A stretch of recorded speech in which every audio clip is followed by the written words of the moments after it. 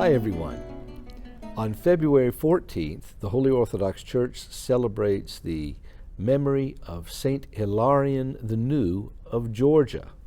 Now this is not the same Saint Hilarion of Georgia, who was a much more ancient saint, but is someone who was actually glorified in 2002 by the Holy Synod of the Georgian Orthodox Church. Our Saint Hilarion today had a rather adventurous life, although not necessarily one that he was seeking. He was born during the year of the American independence, 1776, and he was born to noble parentage. His parents, in fact, had him sent to his uncle, who was a hierodeacon, at the age of 6. Well, from age 6 on, he began to learn as much as he possibly could, but then, unfortunately, his uncle died, and he wasn't sure exactly where he was going to go. Now, he had heard that there was a seminary opening in Tbilisi, so he headed off to Tbilisi. But when he got there and talked to the archbishop there, well, he was not too impressed with the idea of St. Hilarion becoming a seminarian. He said, in fact, noticing his great desire for God, he said, "My son, go back to your home. There you're going to learn of the things of God much, much more than you will in a seminary." So St. Hilarion did return to his home, and in fact his parents had him married to a woman named Mariam, Princess Mariam. Now he was happily married to her for a couple of years, and then unfortunately she reposed. Well, things were difficult in that area of Georgia at this time. Russia had been annexing much of Georgia, and in fact had suggested that King Solomon II of Georgia, who ruled that part, also talk to his nobles and give his okay to the idea of being incorporated into Russia.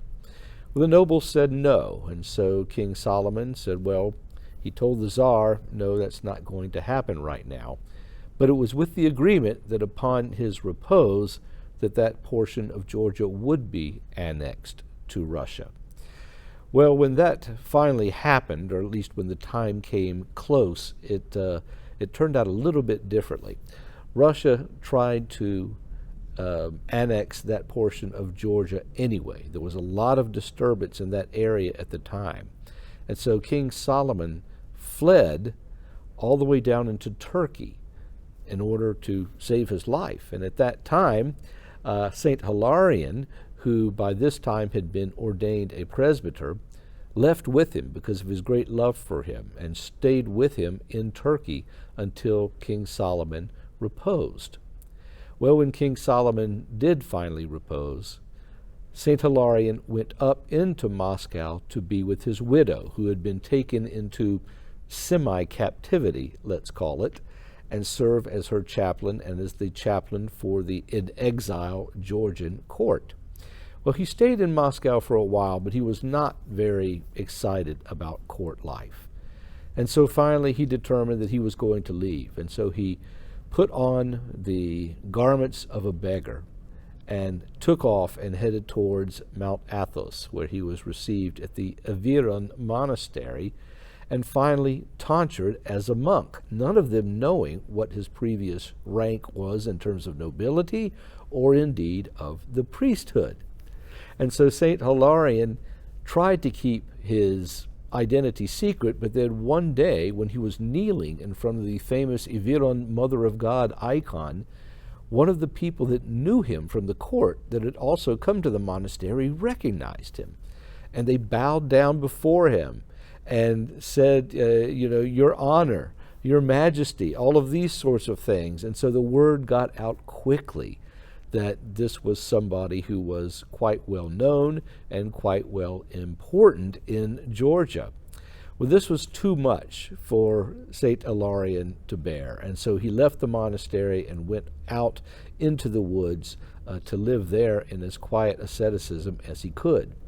But the troubles of the world were not to leave him. At that time, when Turkey had been invading Greece and taken over large sections of it, and in fact the Turks were killing a lot of the Christian population, St. Hilarion could stand by no longer and watch this happen. So he was selected, along with another of others from the various monasteries of Mount Athos, to go in and speak to the Pasha, who was ruling the area at the time. And St. Hilarion at this point greatly desired to be martyred by an unbeliever.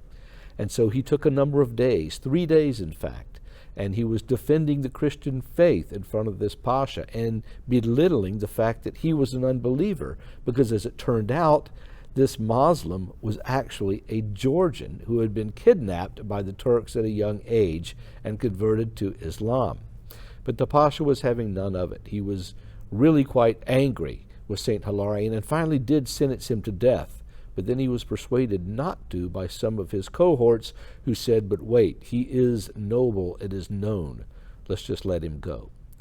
And so they did. So St. Hilarion at that point returned back to Mount Athos after having made many, many attempts to achieve martyrdom, where he lived till about the age of 88 or 89 years. And he was someone who was well respected at the time, lived up in a tower on Mount Athos to the end of his life. And in fact, one of his cell attendants was instructed that when he reposed, he was to take his body and bury it anonymously somewhere. Hide the grave.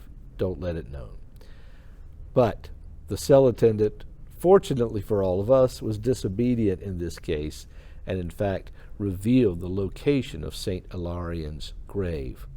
When in fact the time came that they were going to exhume the relics, they opened the grave, found his body whole and intact, with a marvelous fragrance coming from it.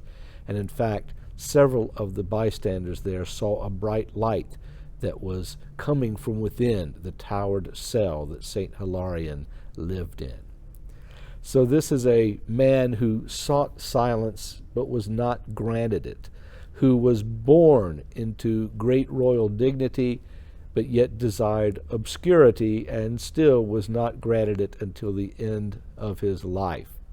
But it shows all of us that no matter what our station is, if we but pursue the grace of our Lord Jesus Christ, our Lord will ensure that we are where He wants us to be at any given time. Bye-bye.